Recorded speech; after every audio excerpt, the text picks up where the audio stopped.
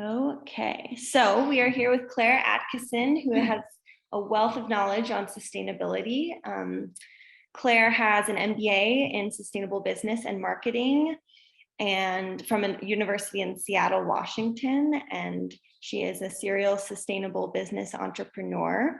Claire has founded and grown 4 successful social and environmental businesses and social ventures in her career so far, which is Roll E-Bike and Paddleboard, the Powerhouse Science Center, Common Earth Educational Adventures, and Live Creative Studio.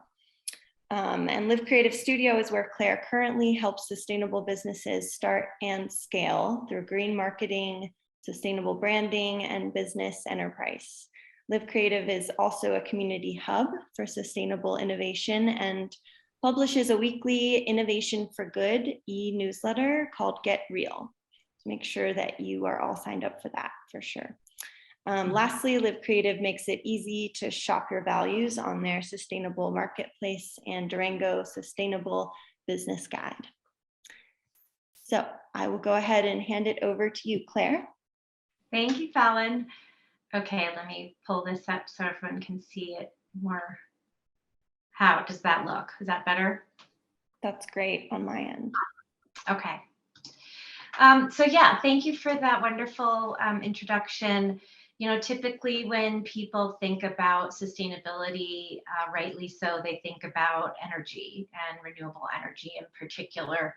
And very few tend to understand really how connected business can be to moving from a more destructive force on our planet to a power and a force for good, for both environmental and social good. My kind of catchphrase is that commerce connects us all. And if we look at everything from small businesses and startups to large global corporations, every single day in the purchases we make, we're making a choice. And whether those choices are benefiting the planet and people or actually harming. So I think it's a fun introduction to this presentation, which is all about Sustainable Business 101, to begin to look at how a business from wherever you're sitting, whether you're a service organization, business, or you are a nonprofit yourself, or a large medium to large business. Every single one of us has choices that we make daily around what we purchase, how we purchase for our business, as well as the energy that we use, as well as the products that we sell. And I would even go further to say the approach that we take as a leader, as an entrepreneur or a member of the C-suite, or in fact, the owner of a company. So also your person, your personality, how you engage with people, and your choices all make a big difference. My definition of a sustainable business is really what's known as the triple bottom line. And that means that you're looking not only at profits, which is the standard definition of a business. Value is about making profit. In the case of sustainable businesses, value is also created by supporting the planet and people. So it's a triple bottom line in that we are working towards profit, people, and planet. So it can be what also is called the three-legged stool. So I think a really important thing to think about is, all of you are here today because obviously you have some sense of perhaps the urgency around looking at ways that you can take action to preserve the planet and also to help people. What I find is that a lot of times our focus tends to be on the regulatory side, as well as on, the stick, if you will. So, here in this slide, I'm playing around with that. What motivates us to change individually as well as a business? My hope is that we can go beyond regulation and laws. However, we do need them because there's bad actors in the world. But not enough is brought to the fore around this notion of how can we as a business bring forward innovations that actually ensure that we are not polluting, let's say, our waterways through our business productions. So if we're not polluting our waterways, then we aren't in need to be regulated. And it's a vision of the future that challenges us to kind of think bigger picture and systemically. And so that's really the perspective that I do come from. Again, don't get me wrong, I understand we have some very egregious players that we do need the laws for and we do need regulation for. But this is going to be a bit of a presentation that's more about how we can think innovatively and motivate in a different way to change our businesses. So a lot of times people, when they think about sustainable innovation and strategy, we are thinking about that in terms of finite resources. Again, I don't really like that word. It feels like resources is something that is exclusively for our benefit. And by resources, typically what we mean is the beauty and the life force that comes from our planet, from nature. So we know that if we just look at ingredients for our products, let's say, metals and things that are extracted from the earth as a resource, or let's say our forests as a resource, and we're looking really solely at it as a object that we can take, then we're still in a paradigm where we're not looking at the reality that it's a finite world of resources, yes, but it's also a world where we want to give back and continue like nature does to regenerate those resources. So I put in this slide so that we could have that conversation briefly, the difference between resources and kind of regenerative thinking, and the definitions there are key. Nature tends, and I would say most likely 100%, has a system of reusing its products, let's say, in a what we call a circular system. So, for example, let's just take our food, right? We grow our food, we then consume our food, and to consume that food, we have to put it in some kind of packaging, right? We have to transport it. So the packaging takes resources, okay? It takes some way to safely package it, whether that's plastic currently, or it's some kind of compostable material, okay? So we have those choices, right? So then we go to the next step and we pick it up at a grocery store. So there's the energy to get it to the grocery store that's used. There's the energy to keep it preserved and on the shelves. There's all the people involved in all of those processes. And then we consume it at our homes. So then what do we do with that food if there's leftovers? Are we trying to eat as much that's on our plate? Are we looking at where the leftovers go afterwards? Is it in the trash? If it's in the trash, we know scientifically that food waste in our trash systems creates methane gas, which is a lead contributor to climate change. So we have a choice there as well.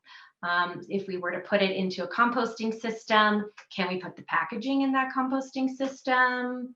Some would argue yes, no, and that's a bigger topic we can play around with for another time.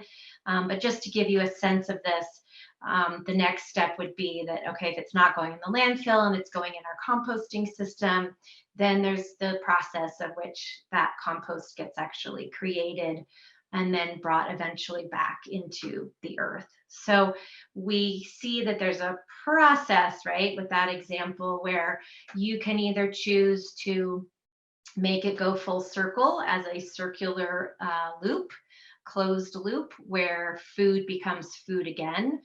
You can also support that with renewable energy systems along the way, as well as providing value to all of the individuals and the land.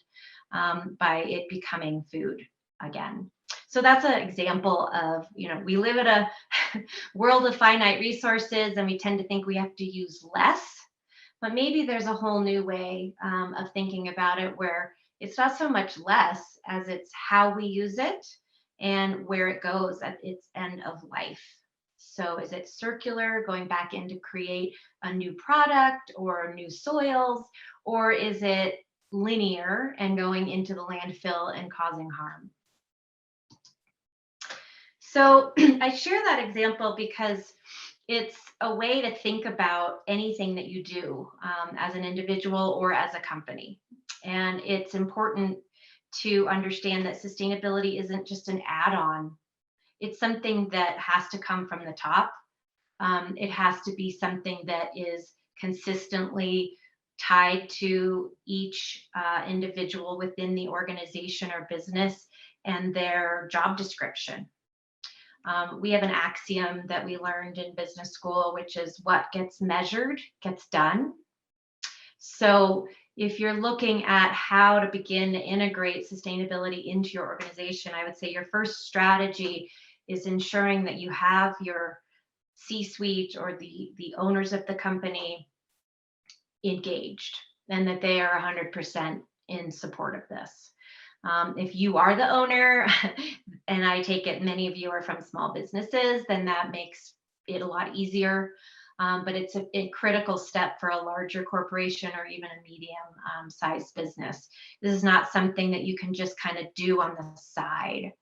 That's been done, people tried that, and the research shows that if it's not fully integrated into the structure and the culture of your business, then you're not going to have lasting sustainability programs in your organization. You may have a few successes, but you will certainly not be able to really advance and have the impact that you need to have and could have. So I love to show this picture because another side of thinking about your sustainable business strategy is also kind of the ingredients, if you will, for your products. If you're a service organization, then again, you're also thinking about the ingredients for, the paper, if you use paper in your organization to communicate or to take down information, is it better to do that electronically, and kind of weigh the cost benefit of, energy that's used to create an electronic fillable form or paper, and what is the source of that paper? Is that paper certified? We have a lot of different certifications, and I'll get into that. But this one is showing you more about a product, okay? And it's Nike. So what they are not known for is being a sustainable business. In fact, they have a lot of problems with their labor, as we know, and they produce, a lot of goods. Now, that doesn't mean that they are not on the forefront of sustainable innovation.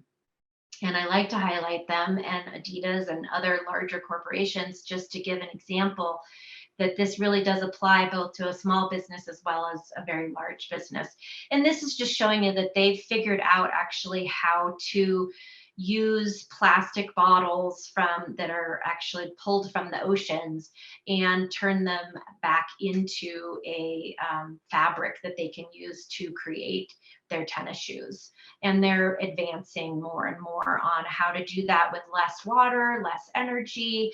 And so this idea of a circular system like nature is really beginning to take hold in these larger corporations that have the means and the funding, and they have the scale to make these radical changes. So the big 4 sustainability challenges for businesses to improve upon are waste and toxicity, energy, soil and water, and social inequality. And I use the word continuously improve upon to make it clear to you that, again, sustainability isn't something that you just tack on. It's something that is fully integrated into the culture, into the system of your strategy overall, as well as your goals and what you're measuring. It's a literal continuous improvement business model. And why I say that is because you can't just wake up one day and say, stake in the ground, we're a sustainable business now, we're done. Either the sad truth or the very exciting truth, I tend to be on the more excited truth side, is that you're continually creating and innovating. You're continually looking at how can you improve in these 4 areas. A lot of times folks think that they have to start with all 4, and I don't recommend that. I recommend that your strategy really needs to be around what you can control. So whether you're in healthcare or you're in, coffee production, or you're a nonprofit organization and you're really needing to look more at your operations, you kind of look closely at what can you make decisions on, what makes sense for you within your budget. And we call this the low-hanging fruit, okay? We want to have some wins and some successes. So let's just take, my small business, Roll e-bike. I'm also a entrepreneur, as was shared. And so I began to look at, okay, I'm delivering electric bikes to tourists predominantly. And I've decided that, okay, if I'm going to be delivering them, I was delivering them thinking, oh, this is so cool. Everyone is riding an electric bike. I'm getting people out of their cars. It's electric. But what is powering the electric bike? How am I plugging it in, and what am I plugging it into? Okay, that's an energy piece. Well, it just so happens that I'm plugging it into the solar array that we have. Okay, so I'm getting energy for these bikes with our solar energy. Okay, so that's a win when it comes to sustainability, right? Now, it's pretty darn hard for most people to put forward that kind of capital if you're a small business to go with solar. If you're a larger business, it's happening more and more, solar, wind, and other renewables. However, we're in a position where we were able to do that. So then I started to look at, okay, what is the waste stream? Where are the waste items and toxicity pieces of this? And it gets very complicated very quickly, as you can imagine, just thinking about every component of a bike. And I've realized, okay, I'm going to start where I can. And that is that I'm going to recycle all of the materials that come when I am shipped a bike. Okay. And I'm going to put all of the cardboard, in the recycling system. I'm going to specifically ask for no styrofoam, So those are some examples. I also have some waste when it comes to, we provide lunches for folks. So the waste on that has to do with food. So I ensure that any foods that come back from folks after they eat our lunch goes into our composting system. Okay. And then when it comes down to water, we provide water bottles for folks so that, and we explicitly tell them that we do not want them to bring their own plastic water bottles. If they have their own reusable, they certainly can. And then when I looked at social inequality, I looked at how can I be a business that can actually pay people to live in Durango? How can I empower a living wage locally? And how can I ensure that my family, honestly, who's helping me a great deal with this business because it is a startup, how can I make sure that they're not being taken advantage of either? So encouraging kind of youth development and youth support as well. So that gives you kind of an example there. Now, what I think is really important is that there's some frameworks and some certifications that we also use that I'll get into. And on the innovation side, I've spoken about the circular economy, but these are some types of innovations that are super exciting to me and a way to think about, again, moving off of, okay, how do I be less bad and do less, but actually do more good? So I encourage you, I'm not going to go into it today. I have other presentations on all of these, but I encourage you to take a look at my website, and that's livecreativestudio.com, and check out the sustainability resources page. And you'll find out more information, and there's some links there to what's called biomimicry. And it's a system in which they're looking deeply at how nature actually has done already the research and development for sustainable product development, end of life of products. And they are impacting everything from high tech to rocket launches to airplanes. It's pretty incredible. And then secondarily, there's a system called Cradle to Cradle, which is exclusively about products and ensuring that your product has no toxins in it, as well as it is a system that can be brought into the circular economy. And what that means is that you're designing a product without waste from the beginning. And you're designing from the beginning a product that doesn't have an end of life in the landfill.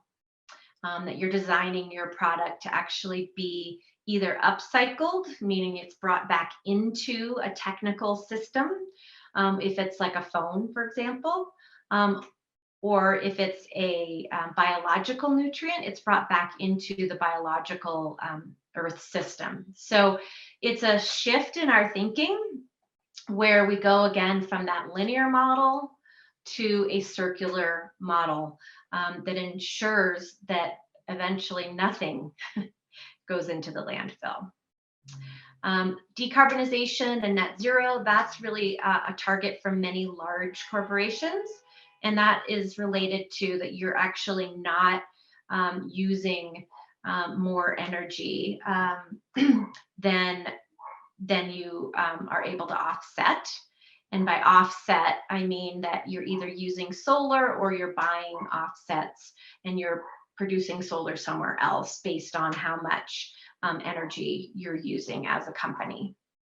And then regenerative is a real leading new term right now, which I've stated a couple times, that is about being net positive. And what that means is that you're actually a company that is giving back more energy. Kind of think about the grid in terms of solar. And let's say you don't use as much energy as your solar produced. So you're giving back, okay, to the system. And so other people can use your solar energy. So it's taking that model and applying it across the board on everything that you do. A lot of terminology. I know this gets kind of overwhelming. And here's a link if you would like to learn more about biomimicry. Again, you can also go to my website and you'll be able to see this as well.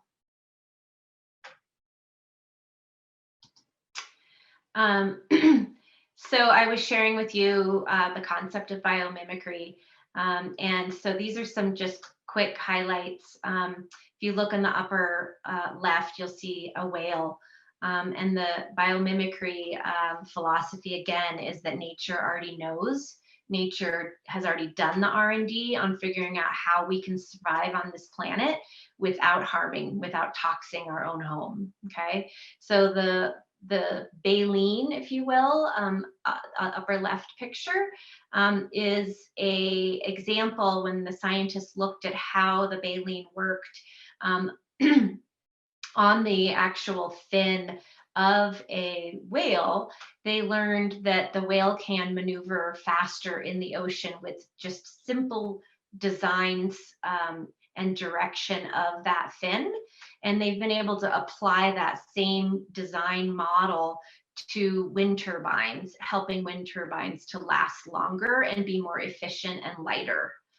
So that's an example of biomimicry. And then there's these other images, but I don't have time for those. But that just gives you a sense of looking at nature to give us ideas for how we can improve ourselves on our technology and on perhaps our businesses. And then again, cradle to cradle is really helping us to look at that there's no such thing as waste. So there's no such thing as waste, right? We're learning this more and more as we look at technology and the space race, and there's so much waste in our in our solar system now that we're actually concerned it's going to come back and hurt us, right? So it's kind of this extreme example that there's really no place to put something and say it's thrown away. You know, there's no such thing as away. So we really have to figure out, are we going to bury ourselves in this waste? Or are we going to figure out actually a way to reuse it, you know, and bring it back into a circular system? So as you're thinking as a business, you want to understand some of these big thinking terms to help you guide a strategy around what you can manage, what you can handle yourself. And it goes beyond recycling, as you can tell. These are some examples on the far right. This is one of my favorites, this company called Velez. They have used the cradle to cradle design certification process to create cleaning products out of food waste. So there's a perfect example of upcycling something that we have left over. Instead of going in the landfill, it's now being put into another product that's serving a purpose that we have. So that's a really fun company. These other examples on the left are of mushrooms that we're actually growing our packaging now. We're growing our lamps. So these are things that, as you can imagine, can be biodegraded, right? So when you're done with the packaging after you grab your wine, you can actually put it out in your backyard, right? The beginning of this is very, very expensive. And as you know, with supply and demand, as products get used, as the technology, quote unquote, mushroom technology gets more advanced, the pricing comes down. So there's a lot of options, but they're still quite expensive. So we're working hard, you know, those of us in the field, to figure out how to bring the pricing down so that all of our packaging is biodegradable or compostable. And then locally, you know, looking at cradle to cradle design, solving for waste. You have this wonderful example of refill right here, upper left picture, where you can bring as a business, you know, everybody probably has a bathroom in your business, so or even a kitchen. So begin to look at how you can compost, how you can bring your bottles for refilling with soaps, with lotions, that kind of thing, so that you're not as a business contributing to just endless plastic. The middle example, the Flying Hatter, is a local company who has basically has the fun job of finding slightly used Stetson hats and cleaning them up and adding a new brim around them and giving them a second life. So that's an example of upcycling. So that hat doesn't end up getting, you know, in the landfill or rotted. And then the lower left is the Durango Outdoor Exchange. And that's where, again, clothing is a huge problem in our landfills. Again, it causes methane gas release. You know, so these are very easy things that as a company you can be a part of, and getting your staff to donate their gear, donate their clothing, encourage your staff to, you know, go to refill themselves at their homes. So there's ways that you can connect easily into the local sustainable business ecosystem. And I'll skip this for now. So again, on the idea of decarbonization, and what that means is, how do we actually create products without using carbon? Or in the regenerative model, how can we actually sequester carbon in the products themselves? And I know this may be way beyond what folks locally in Durango can do, but I want to give this as an example of what's possible, because when we know what's possible, we have a tendency to feel and have a sense of hope.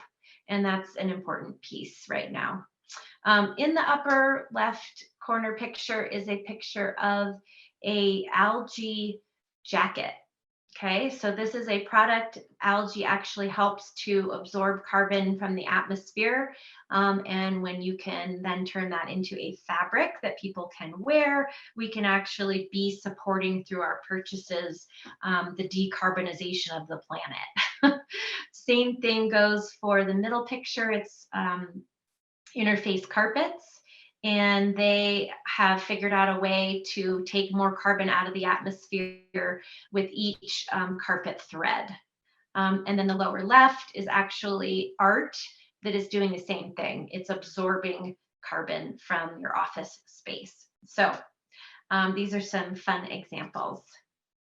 And locally, we have examples of really sweet energy efficient homes that are solar connected. So again, really working on to solve how can the building community be a part of reducing carbon emissions. Shaw Solar, solar is an obvious one. And then the bottom left is Table to Farm. And again, a lot of people don't realize how important and how simple and how easy it is to compost. And that's a huge, huge saver of greenhouse gas emissions as well. So how am I doing on time? We've got about 13 minutes left till the 12:50 mark. Okay, cool. So greenwashing and sustainable business certifications. So I would say a third element for your strategy is not only to look at, one is really what's within your sphere of influence and your scope within your industry, and bringing together, being the second, key leaders in your organization or business to drive sustainability throughout every aspect of it. The third is really looking at how can you build trust around what you're doing related to sustainability. Okay, so if you get together and you decide you're going to work on waste as your first, let's just say, and so you're implementing a compost system in your business, you want to, I think, start out with really understanding every step of that. Who are all the players in creating that waste? Who's involved, as in your staff, as in your customers or clients. And so you kind of want to map that out, okay? And I would say if you're a small business, the best step is to then take time on your website, time in your communications to your clients, to your customers. Hey, we're looking at waste right now, and we're looking at ways that we can change and be a part of the solution. So we're implementing these 4 things this year, okay? You're not getting certified. You're not doing anything related to accreditation of any kind. You're simply stating in a transparent way what your goal is and how you want to measure it. And then you want to report back to your community. So it ties in with communications, right? And it's very easy to start that way, to have just a simple, this is what we're doing, this is how we're measuring it, and this is what we're going to showcase for what's worked and what's not worked. And that does build credibility, right? It shows people that you're working on this, and it shows that you understand that things are not always simple and easy, and that we all need to kind of have more of the attitude that we're learning as we go. And it's really better to say like, we missed this goal and we think this is why. So we're going to try this now. And the more that you can communicate that, what you've missed as well as what you've achieved, you're building trust. Now, if you want to take the next step and look at certifications, there's certifications on the product level, which GOTS has to do with organic textiles. FSC has to do with wood, forest certifications, ensuring that it's sustainably harvested wood and not clear cut, etc. Organic, fair trade, again, there's a very big process, and it's just this process of going forward with contacting, whatever industry that you're in and looking at what makes the most sense. So LEED is also something that makes really good sense for builders of both homes as well as commercial buildings. And they're great guides They're really great guides. So you may look and see like, oh, this is what's required, to become, a GOTS manufacturer. And wow, we can't do all that right now, or wow, we can't afford all that right now. But they give you the guideposts for how to do it. Okay, so you can use it as a reference for building your sustainability program, and in fact make it a goal of yours. Let's say, in 3 years we're going to be fair trade, or 50% of our products are going to be fair trade. So I'm a big believer in, you don't take the whole bite, right? You or the whole apple and eat it at once. You take a bite, and then you take another bite and another, and that you build on your previous successes. Now, as an organization, you can also look at another goal being that you become a certified sustainable business. And there's such thing as a B Corp, an Evergreen, private benefit corp, and then larger corporations are using ESGs to really guide their entire systems, and that's environmental sustainability and governance, or excuse me, environment, social, and governance standards. I know there's a few folks that are in the healthcare industry that may be on this webinar, and so I wanted to also say that, if you're in a specific industry like healthcare, you can find specific certifications and guides related to healthcare, and 2 resources are Practice Green Health and Healthcare Without Harm. You can either grab these URLs here, or you can just go for it in a search and they will come up. So again, that's Practice Green Health and Healthcare Without Harm. And then we have our exciting new local sustainable business certification that 4Core is working on, and I've helped a smidge to kind of think that through, which is really wonderful. So be on the lookout for 4Core's Green Business certification. They're going to be offering some amazing tools to help get you going on all of these different categories related to the 4 big areas, from the waste side of things and water, energy, etc. So look for that, and I'll be showcasing that as well on my Instagram feeds and Facebook. So definitely check out Live Creative Studios if you're wanting to kind of get more details on that forthcoming. And then the other side that I wanted to mention is that part of any good, I think, sustainable business strategy is also helping people to look locally where they can support. So your staff and your families, right, related to your staff, it's really kind of a whole network.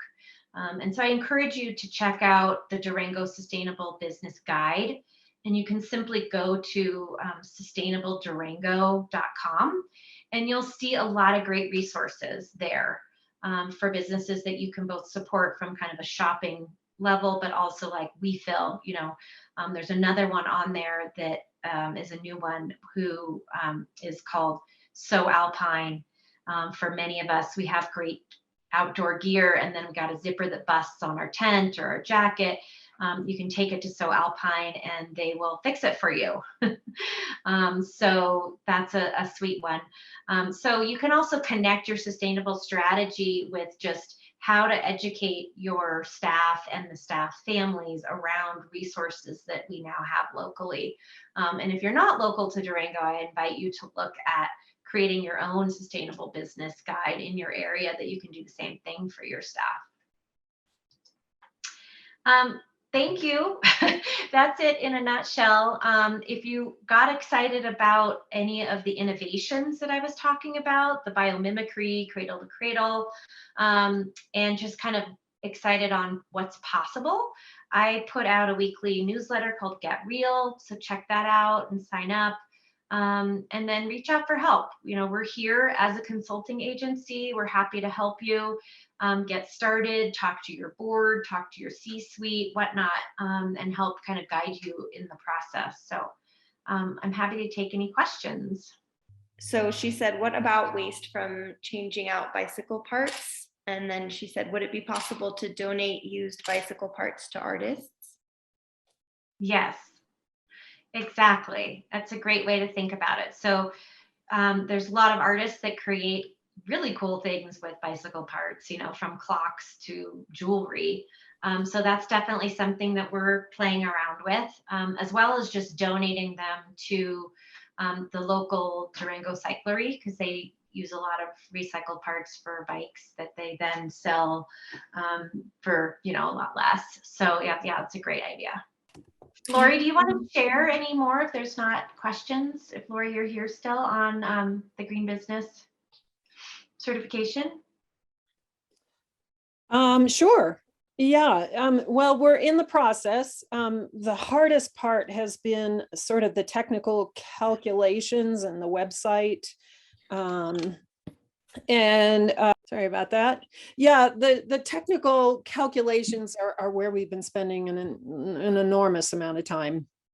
And I love the 4 areas that you highlighted there, Claire, because it's like, oh, if it could be that simple, I'm just going to do 4 little areas.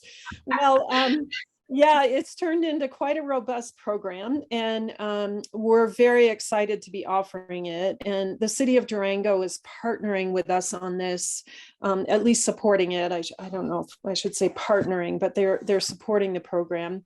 So we hope, I have another kind of technical website kind of introduction, but in the meantime, until the green business certification is up and running, and we're going to offer 2 businesses a free certification as our beta.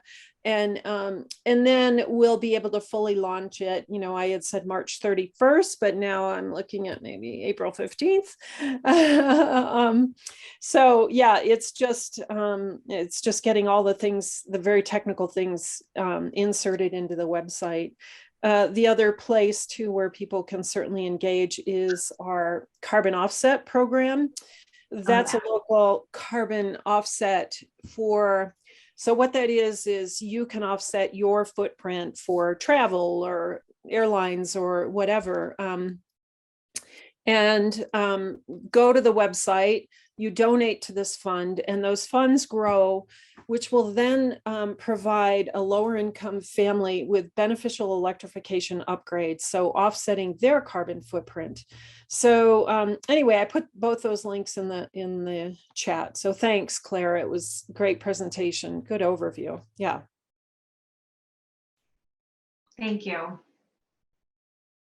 And I'll say I have subscribed our business to the offset program that Lori just mentioned, and it was very, very easy to do. So, I think that's another thing to think about is just, again, what are the low hanging fruit? And we have a lot of resources for you to get started. But again, put it in some kind of context for how you're going to measure it as well, so that you have a goal and you can communicate that to your community and stakeholders. Awesome. Well, we are right at 12:50. So if anyone has any more questions, I guess speak now or forever hold your peace, or you could always email Claire. I put her email in the chat. And I'm going to go ahead and put some more information about some more upcoming local first events that are not sustainability oriented, but if you all do have suggestions of topics that you would like to learn